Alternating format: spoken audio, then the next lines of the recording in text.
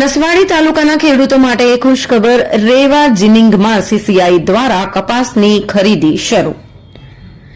નસવાડી તાલુકાના ખેડૂતો માટે ખુશીની વાત સામે આવી છે। નસવાડી ખાતે આવેલ રેવા જીનિંગમાં કપાસ ખરીદી માટે સીસીઆઈ દ્વારા સત્તાવાર રીતે ખરીદી પ્રક્રિયા શરૂ કરવામાં આવી છે। આ પગલાથી તાલુકાના કપાસ ઉત્પાદકો ખેડૂતોને મોટી રાહત મળી છે।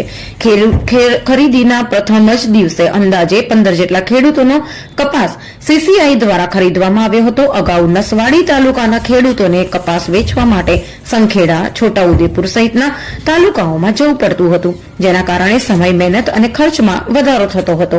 હવે નસવાડી ખાતે જ સીસીઆઈ દ્વારા કપાસ ખરીદી શરૂ થતા ખેડૂતોને ઘર આંગણે સુવિધા મળી છે। ખાસ કરીને નાના અને મધ્યમ ખેડૂતો માટે આ વ્યવસ્થા ખૂબ જ ઉપયોગી સાબિત થઈ રહી છે।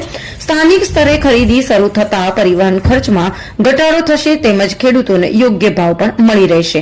રેવા જીનિંગ ખાતે ખરીદી વ્યવસ્થા સુચારુ રીતે ચાલી રહી છે। સરકાર દ્વારા નક્કી કરાયેલા નિયમો મુજબ કપાસની ગુણવત્તા ચકાસણી બાદ ખરીદી કરવામાં આવી રહી છે। આ વ્યવસ્થાથી ખેડૂતોની ખુશીનો માહોલ જોવા મળી રહ્યો છે અને આવનારા દિવસોમાં વધુ ખેડૂતો કપાસ વેચવા માટે આગળ આવશે તેવી આશા વ્યક્ત કરવામાં આવી રહી છે।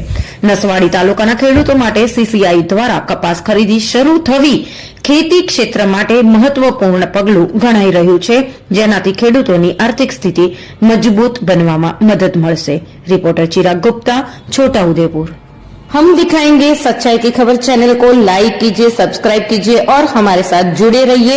हम दिखाएंगे आपको सच्चाई की खबर।